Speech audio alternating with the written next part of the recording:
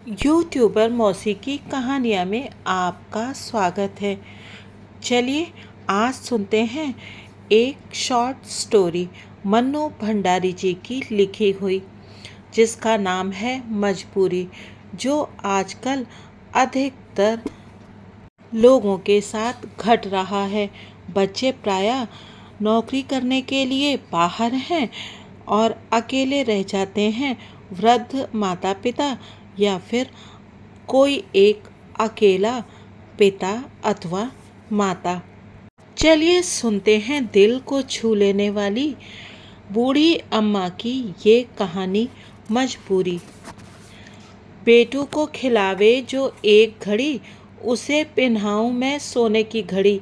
बेटू को खिलावे जो एक पहर, उसे दिलाऊं मैं सोने की मोहर। बूढ़ी अम्मा जोर जोर से यह लोरी गा रही थीं और लाल मिट्टी से कमरा लीप रही थीं। उनके घोंसले जैसे बालों में से एक मोटी सी लट निकलकर उनके चेहरे पर लटक आई थी और उनके हिलते सिर के साथ हिल हिलकर मानो लोरी पर ताल ठोंक रही थी। बर्तन मलने के लिए आई हुई नर्मदा ने जो यह देखा तो हैरत में आ गई। बोली, अम्मा ये क्या हो रहा है? कल तो गठिया में जुड़ी पड़ी थी, दर्द के मारे तन बन की सुध नहीं थी, और आज ऐसी सर्दी में आंगन लीपने बैठ गई। एक क्षण को अम्मा का हाथ रुका, फिर पुलकित स्वर में वे बोली, अरे नर्मदा, मेरा बेटू आ रहा है कल। और फिर गाने के लहजे में बोली, बेटा मेरा आवेगा। ओहो, तो रामेश्वर लल्ला आ रहे हैं कल। नर्मदा बोली, मैं कह नहीं रही थी कि छुट्टी मिली नहीं कि वो दौड़ा आएगा। अम्मा के मारे तो उसके प्राण सूखते हैं। इतना बड़ा हो गया फिर भी यहाँ आएगा तो रात में एक बार मेरी गोदी में जरूर सोएगा। पर इस बार मैं कह दूंगी कि चल, मैं तुझे गोदी में नहीं लूंगी। अब तू गोदी में सोएगा कि बेटू? और वे हंस पड़ी, जैसे कोई भारी मजाक कर दिया हो। फिर एकाएक काम का ख्याल आ जाने से बोली, लेरी, मैंने खड़िया भिगो कर रखी है, जरा बाहर के आंगन को मार दे। बस ऐसा मारना कि सब देखते ही रह जाएं। क्या करूं, आजकल हाथ कांपने लगा है, नहीं तो मैं मार लेती। नर्मदा को खड़िया के काम में लगाकर वे फिर गाने लगी, आवरी चिड़िया चून करो, बेटू ऊपर राई नून करो, नून करो नून करो। ले, मैं तो भूल ही गई, क्या है इसके आगे? रामेश्वर छोटा था तो ढेरों याद थी, उसके बाद तो छोटा बच्चा घर ही में नहीं रहा, सो सब भूल गई। मेरा रामेश्वर तो बिना लोरी सुने कभी सोता ही नहीं था। बेटू भी जरूर उसी पर पड़ा होगा, अब तो दौड़ते फिरता होगा आंगन में, और उनकी धुंधली आंखों के आगे जैसे दौड़ते फिरते बेटू के चित्र बनने बिगड़ने लगे। उनकी कल्पना में खोई खोई वे बोलती गईं, पहले बहू लेकर आई थी तब तो 2 महीने का था, बस पालने में पड़ा पड़ा हाथ पैर मारता था, और मैं जाकर खड़ी हो जाती थी तो टुकुर टुकुर मुझे ही निहारा करता था। सूरत भी एकदम रामेश्वर पर ही पड़ी है उसकी। अब तो खुद देख लेना, सारा घर नापता फिरेगा। और वे हंस पड़ी। इन सब कल्पनाओं से ही उनका शरीर रोमांचित हो उठा। अम्मा का काम समाप्त हुआ तो मिट्टी में सनी दोनों हथेलियों को जमीन पर पूरे जोर से टिकाते हुए उन्होंने उठने का प्रयत्न किया, पर एक सर्द आह सी उनके मुंह से निकलकर रह गई। वे उठ नहीं पाई तो बड़े ही कातर स्वर में बोली, अरे नर्मदा, मुझे जरा उठा दे रही। घुटने तो जैसे फिर जुड़ गए। जुड़ेंगे तो सही, ऐसी सर्दी में कब से मिट्टी में सनी बैठी हो? बेटे बहू आ रहे हैं तो ऐसी क्या नवाई हो रही है, सभी के घर आते हैं। और नर्मदा ने अम्मा को सहारा देकर उठाया, उसके हाथ धुलाए और खटिया पर लिटा दिया। तू भी कैसी बात करती है नर्मदा? 3 बरस बाद मेरा बेटा आ रहा है और मैं आंगन भी न लीपूं? 3 बरस बाद आ रहा है तो मैं तो यही कहूँगी कि उनमें मोह माया नहीं है, तुम यूं ही मरी जाती हो उनके पीछे। देख नर्मदा, मेरे रामेश्वर के लिए कुछ मत कहना, या तो मैं जानती हूँ कि 3-3 बरस मुझसे दूर रहकर उसके दिन कैसे बीतते हैं, पर क्या करे, नौकरी तो आखिर नौकरी ही है। मेरे पास आज लाखों का धन होता तो बेटे को यूं नौकरी करने परदेश नहीं दुरा देती, पर और उनके कुछ क्षण पहले पुलकते चेहरे पर मायूसी छा गई। आंखें अनायास ही डबडबाई। नर्मदा यहाँ बरसों से काम करती है। अम्मा के लिए उसके मन में अपार श्रद्धा है, पर बेटे के प्रसंग को लेकर वह जब तब उनका दिल दुखा दिया करती है। कुछ और खरी खोटी सुनाने का उसका मन हो रहा था, पर आज वो मानो अम्मा पर तरस खाकर चुप रह गई। जब तक वो काम करती रही, अम्मा शून्य में ताकती जाने क्या सोचती रही, बोली एक शब्द भी नहीं। जब वो जाने लगी तो ना चाहकर भी उन्हें कहना पड़ा, तू जाते समय ग्वाले को कहती जाना कि कल दूध जल्दी दे जाए, और अब दूध ज़्यादा लगेगा। बच्चे वाले घर में तो दूध पूरा ही रहना चाहिए, और जब तक वे लोग यहाँ रहें तब तक तू चौका बर्तन करके यहीं रहा करना। घर में 5 प्राणी रहते हैं तो काम तो निकल ही आता है, फिर बच्चे का साथ रहेगा। लेन देन की चिंता मत करना, मैं रामेश्वर को 1 कहूँगी तो वो 5 देगा। कुछ तो गठिया के दर्द ने और कुछ नर्मदा की बातों ने अम्मा का उत्साह तोड़ दिया। बहुत से काम उन्होंने सोच रखे थे, पर वे कुछ न कर सकी। बस अपनी खाट पर पड़े पड़े भूली बिसरी लोरियां याद करके गुनगुनाती रहीं। धीरे धीरे रात के अंधकार में उनके मन की मायूसी भी डूब गई, और वे भोर होने से पहले ही उठ बैठी।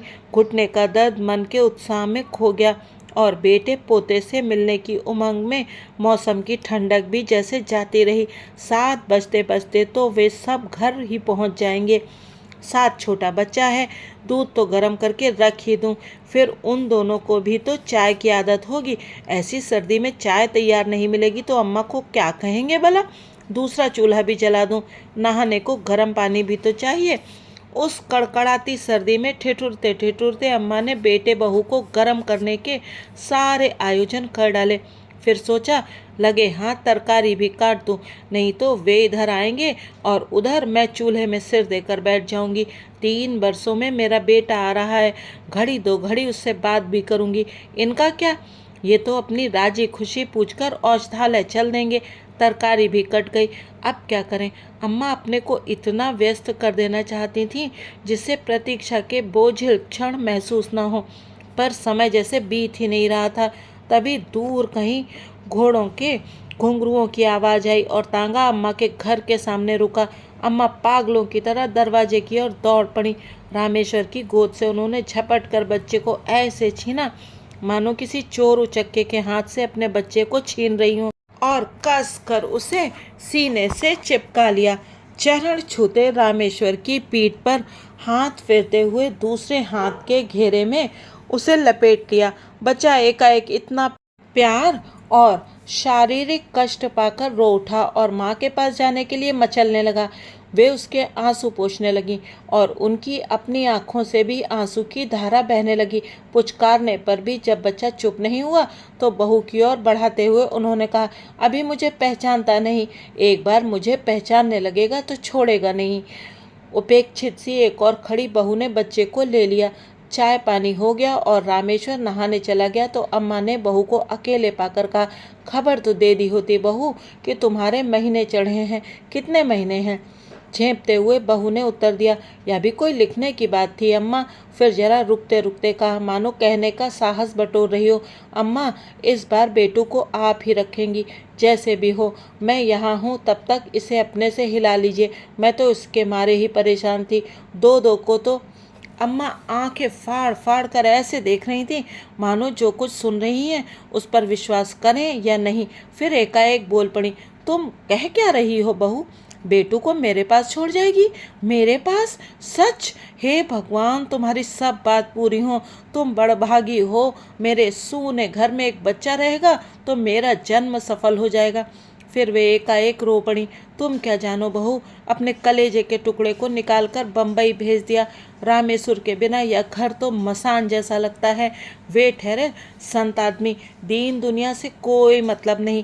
मैं अकेली ये पहाड़ जैसे दिन कैसे काटती हूँ सो मैं ही जानती हूँ। भगवान तुम्हें दूसरा भी बेटा दें, तुम उसे पाल लेना। मैं समझूंगी तुमने मेरा रामेश्वर लेकर मुझे अपना रामेश्वर दे दिया, पर देखो अपनी बात से मुड़ना नहीं। मैं तभी रामेश्वर ने ठिठुरते हुए रसोई में प्रवेश किया। अम्मा एक अंगीठी जरा इधर रख दो। बम्बई में रहकर तो सर्दी सहने की आदत नहीं रही, यहाँ तो नहाते ही जैसे जम गया। अम्मा ने अंगीठी रामेश्वर के पास सरका दी। तभी रामेश्वर का ध्यान अम्मा के कपड़ों की ओर गया। ये क्या अम्मा, तुम कुछ भी गर्म कपड़ा नहीं पहने हो, सर्दी खा गई तो बीमार पड़ जाओगी, फिर तुम्हें गठिया की भी तकलीफ है, ऐसे कैसे चलेगा? ना हो तो बनवा लो कपड़े, मैं रुपए दे दूंगा। पर ये सब अनसुना करके अम्मा बोली, देख आज बहू ने कह दिया है कि बेटू अब मेरे पास रहेगा और अब जो बच्चा होगा वो तुम्हारे पास। तू कहीं टाल मत जाना, बात पक्की हो गई, आज से बेटू मेरा हुआ। अरे हम सभी तो तुम्हारे हैं अम्मा, बोलो नहीं है? परिहास के स्वर में रामेश्वर बोला।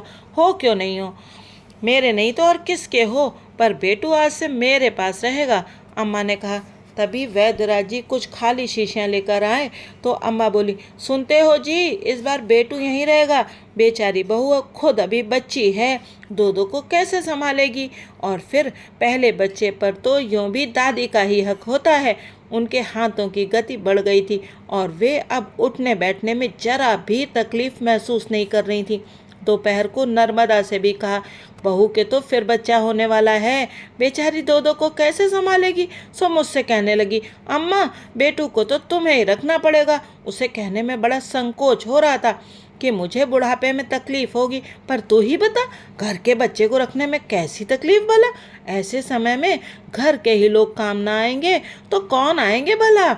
इसके बाद घर में जो कोई भी आया उसे यही खबर सुनाई गई। अम्मा इस बात का इतना प्रचार कर देना चाहती थीं कि यदि फिर किसी कारण से बहू का मन फिर भी जाए तो शर्म के मारे ही वो अपना इरादा न बदल पाए। अम्मा का सारा दिन बेटू को खिलाने में और उसकी नोन राई करने में ही बीतता।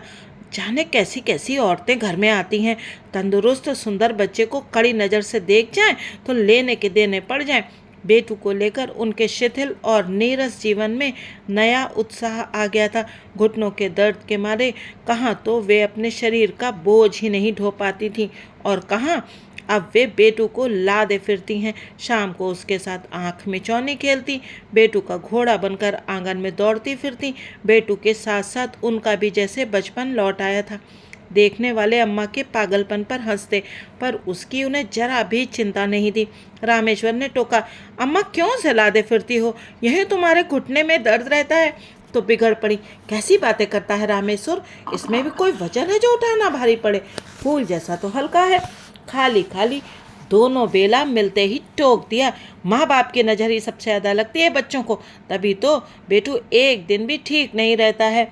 निश्चित समय पर दूध पिलाना, शीशी में दूध भरना, बाद में उसकी सफाई करना आदि सब काम अम्मा के लिए बिल्कुल नए थे। उन्होंने तो रामेश्वर को अपने ढंग से पाला था। जब बच्चा रोया झट से दूध पिला दिया। दूध के लिए भी समय देखना पड़ता है, ये बात उनके लिए एकदम नई थी। 2 साल तक तो उन्होंने रामेश्वर को अपना दूध पिलाया था, उसके बाद गिलास से पिलाती थी। ये शीशी का नखरा उस जमाने में था ही नहीं, और होगा भी तो शहरों में। पर रमा से बड़ी लगन और तत्परता से एक जिज्ञासु विद्यार्थी की तरह उन्होंने ये सब भी सीखा। पति से जिद करके औषधालय की दीवार घड़ी जो पिछले 20 वर्षों से वहीं लगी थी उतरवा कर घर में लगवाई और घड़ी देखना सीखा। उनके एकाकी जीवन में समय का कोई महत्व ही नहीं था। ना पति को दफ्तर जाना रहता था, न बच्चों को स्कूल, जो समय पर कोई काम करना पड़े। पर अब एकाएक ही उन्हें घड़ी की आवश्यकता महसूस होने लगी थी। यूं उनकी याददाश्त बड़ी कमज़ोर थी, पर दूध के समय उन्होंने जो याद किए तो कभी नहीं भूली। शुरू शुरू में ये सब उन्हें बड़ा अटपटा सा लगा, पर फिर भी वे सारा काम बड़ी सतर्कता से करती। शीशी में दूध भरते समय उनका बूढ़ा हाथ अक्सर कांप जाया करता था और दूध बाहर को गिर जाता था। उस समय वे एक असफल विद्यार्थी की तरह सफाई पेश करती थी। बहुत जल्दी सीख जाऊंगी बहू, जरा सा हाथ कांप गया था। फिर शीशी का मुंह भी तो कितना छोटा है। उनका कहने का भाव ऐसा होता मानो वे कह रही हों कि इस छोटी सी गलती के कारण ही कहीं तुम बेटू को ले मत जाना। 20 दिन के बाद जब बहू ने अपनी माँ के घर प्रयाण किया तो बेटू ने न जिद की न वो रोया ही। माँ के कड़े नियंत्रण के बाद दादी के असीम दुलार में रहना, जहाँ कोई बंधन नहीं, अंकुश नहीं, बेटू को बड़ा अच्छा लगा। बहू चली गई। अम्मा ने निश्चिंतता की एक सांस ली। महीना बीतते न बीतते खबर आई कि बहू के दूसरा लड़का हुआ है। अम्मा की छाती पर से जैसे एक भारी बोझ हट गया। संशय का एक कांटा जो रमा के जाने के बाद भी उनके मन में चुभा करता था वो भी निकल गया। बेटू अब मेरा है, पूरी तरह मेरा है। ये भावना उसी दिन पूरी तरह उनके मन में जम पाई। जाने से पहले रामेश्वर ने अम्मा और पिताजी के लिए ढेर सारे कपड़े बनवाए थे। अम्मा सारे मोहल्ले की औरतों को दिखाती फिरती। जो कोई आता उसी से कहती, अम्मा के पीछे तो बस रामेश्वर पागल है, ना आगे की सोचता है ना पीछे की। उसका बस चले तो मुझ पर ही सारा घर लुटा दे। लाख मना करती हूँ पर एक बात नहीं मानी। अब बुढ़ापे में छपी साड़ियाँ पहनकर कहाँ जाऊंगी, पर वो क्यों सुनने लगा। उनकी झुर्रियों भरे चेहरे पर चमक आ जाती और वे आंख मूंदकर अपने बेटे की चिरायु होने की कामना करती। जब रामेश्वर की जाने का समय आया तो उन्होंने रो रो कर घर भर दिया। हिचकियां लेते हुए बोली, देख रामेश्वर, ये 3-3 बरस तक घर का मुंह न देखने वाली बात अब नहीं चलेगी। साल में एक बार तो आ ही जाया कर मेरे लाल। नौकरी की जगह नौकरी है और माँ बाप की जगह माँ बाप। मेरी तबीयत भी ठीक नहीं रहती, किसी दिन भी आंखें मूंदी रह जाएंगी तो मैं तेरी सूरत को भी तरस जाऊंगी। सो कम से कम अपनी इस बुढ़िया माँ को। पर आगे वे कुछ नहीं कह सकी, बस फूट फूट कर रोने लगी। आंसू भरी आंखों से वे रामेश्वर के तांगे को तब तक देखती रहीं जब तक वो आंखों से ओझल नहीं हो गया। उसके बाद उन्होंने कस कर बेटू को अपनी छाती से चिपका लिया। दूसरे साल रामेश्वर नहीं आया, केवल रमा आई, शायद बेटू को देखने। पर बेटू को जो देखा तो उसका माथा ठनक गया। जिस बेटू को वो छोड़ गई थी और जिसे अब देख रही थी, दोनों में कोई सामंजस्य ही नहीं था। बात बात पर उसकी जिद देखकर रमा का खून खौल जाता। खाना वो दादी अम्मा के हाथ से खाता और सारे दिन चरता रहता था। रात में सोता तो दादी अम्मा के दोनों अंगूठे पकड़कर सोता और जब तक दादी अम्मा उसे लोरी नहीं सुनाती तब तक उसे नींद नहीं आती थी। सारे दिन दादी अम्मा की धोती का पल्ला पकड़कर उनके पीछे पीछे घूमा करता और शाम को गली मोहल्ले के गंदे गंदे बच्चों के बीच खेलता। उसे देखकर कौन कहेगा कि ये एक पढ़ी लिखी सभ्य लड़की का बच्चा है। घर के सामने से जो कोई भी फेरी वाला निकल जाता उसी से बेटू कुछ न कुछ जरूर खरीदता। ना दिलवाने से जमीन आसमान एक कर देता और मचल मचल कर सारे आंगन में लौटता। आखिर रमा को जबान खोलनी ही पड़ी। अम्मा, आपने तो इसे बिगाड़ कर धूल कर रखा है, इस तरह कैसे चलेगा। दादी माँ ने हंसते हुए बड़े सहज भाव से कहा, अरे बचपन में कौन जिद नहीं करता बहू, रामेश्वर भी ऐसा ही करता था। ये तो सच हूबहू उसी पर पड़ा है। समय आने पर सब अपने आप छूट जाएगा। यही तो उम्र होती है जिद करने की। साल 2 साल और कर ले, फिर अपने आप सब कुछ छूट जाएगा। और फिर वे मुग्ध भाव से बेटू के बालों में अंगुलियां चलाने लगी। रमा खून का घूंट पीकर रह गई। रमा की इच्छा हुई कि बेटू को अपने साथ लेती जाए, पर 1 साल का पप्पू ही उसे इतना परेशान करता था कि दोनों को साथ रखने का साहस नहीं हुआ। बम्बई जाते ही उसने अम्मा के पास जरा खरी खरी भाषा में पत्र पहुंचाने आरंभ कर दिए। जैसे ही वो 4 साल का हुआ, रमा ने लिख दिया कि अम्मा अब उसे वहाँ के नर्सरी स्कूल में भर्ती करवा दें, कम से कम कुछ तो तमीज़ सीखेगा। चिट्ठियाँ पढ़ती तो अम्मा को लगता बहू का दिमाग बौरा गया है। भला 4 साल का दूध पीता बच्चा कहीं स्कूल जा सकता है। रमा के पत्र आते रहे और अम्मा का ढर्रा अपने ढंग से बराबर चलता रहा।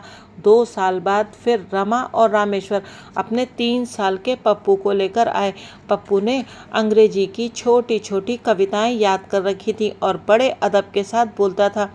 अभी 2 महीने पहले रमा ने उसे वहाँ के अंग्रेजी स्कूल में भर्ती करवाया था, पर बेटू वैसा ही था जैसे रमा उसे छोड़ गई थी।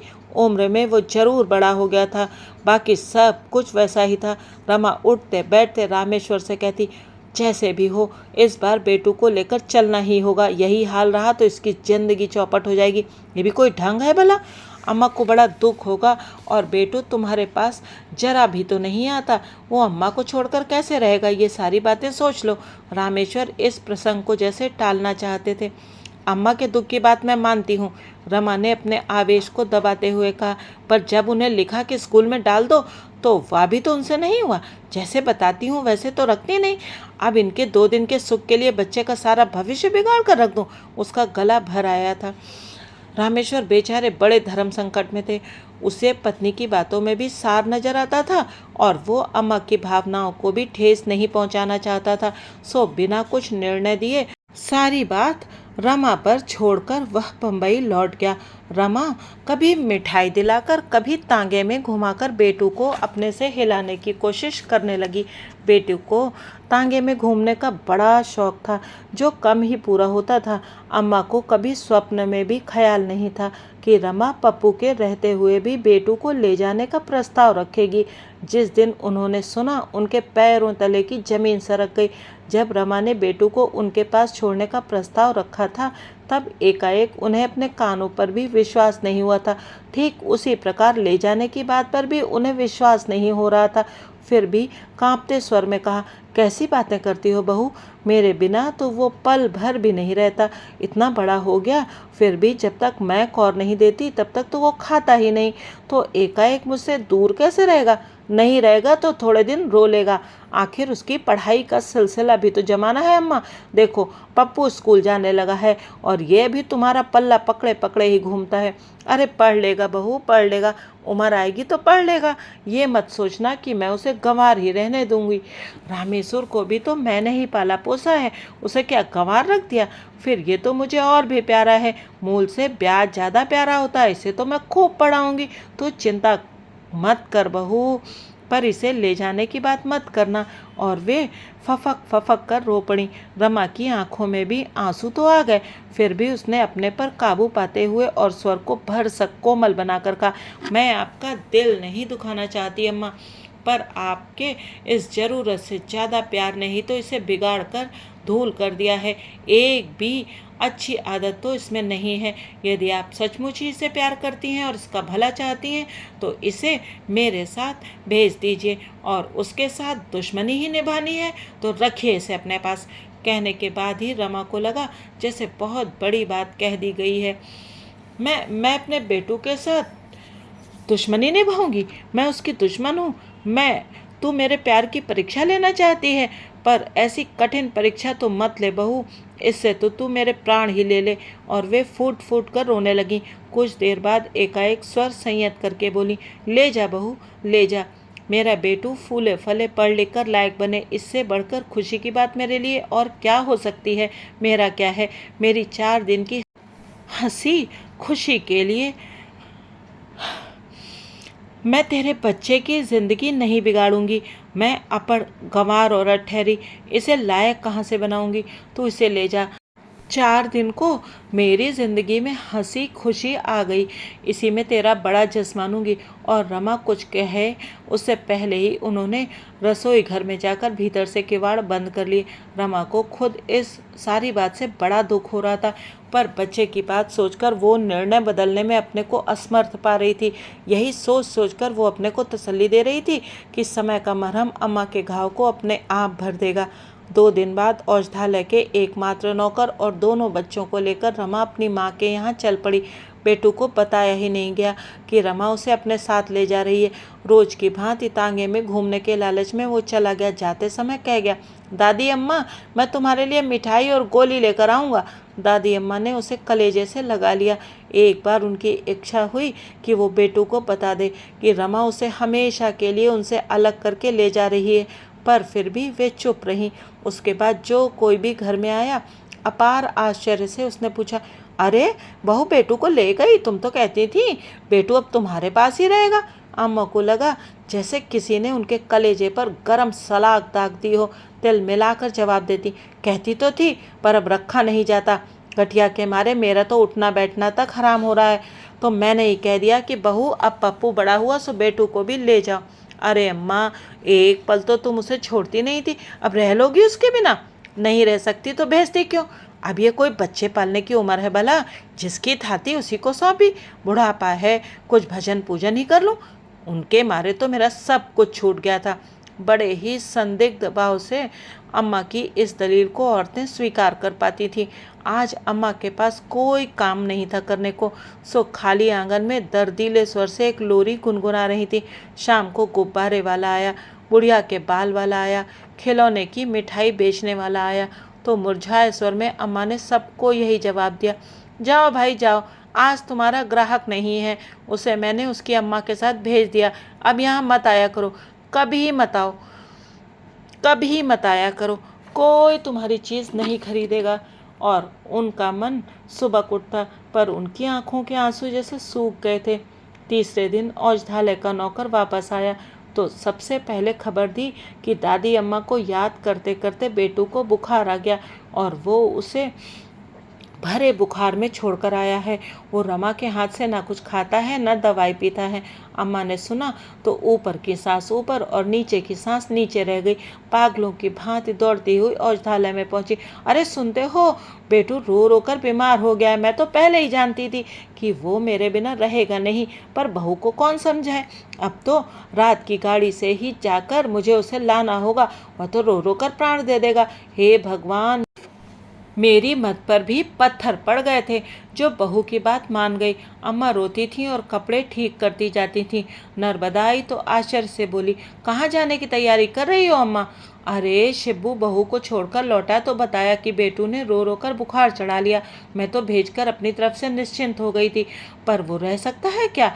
उसके तो प्राण मुझ में कुछ ऐसे पड़ गए थे कि क्या बताऊं। कोई अगले जन्म का संस्कार ही समझो। अब जाकर लाना पड़ेगा, नहीं तो छोरा रो रो कर प्राण दे देगा। और गर्व और आनंद से उनकी छाती फूल गई। तीसरे ही दिन बेटू को लेकर वे लौट आई। जिसने देखा उसी ने कहा, अरे 4 दिन में ही बच्चा सूख गया। सूखेगा नहीं, कुछ तो खाया नहीं और एक पल को आंसू नहीं टूटा। मैं तो सोचती थी कि बहू के हवाले करके सुख से पूजा पाठ करूंगी, पर अब ये रहता भी तो नहीं। 1 साल उन्होंने इसी प्रकार और निकाल दिया। रमा बम्बई से आई और फिर बेटू का वही रवैया देखा तो सोचा कि वो उसे सीधे बम्बई ले जाती तो ये सारा कांड नहीं होता। अम्मा बम्बई तक तो आ नहीं सकती थी, सो इस बार फिर एक बार दादी माँ को रुलाकर उनके मना करने पर भी वो बेटू को लेकर बम्बई के लिए चल पड़ी। ना जाने किस आशा से अम्मा ने अपनी सारी जमा पूंजी खर्च करके शिब्बू को साथ कर दिया। रमा मना करती रही कि अब दोनों बच्चे बड़े हैं और वो संभाल लेगी, पर अम्मा ने शिब्बू को साथ भेज ही दिया। दूसरे दिन से जो कोई भी आता, अम्मा उसी के सामने ये मनौती मनाती कि किसी प्रकार बेटू रमा के पास हिल जाए तो वो 1.25 रुपये का प्रसाद चढ़ाएंगी। उच्च स्वर से वह रात दिन रट लगाए रखती कि बेटू मुझे किसी तरह भूल जाए। पर 7 दिनों के बाद जब शिबू लौट कर आया तो वो ऐसे दौड़ पड़ी मानो वो बेटू को लेकर ही आया हो।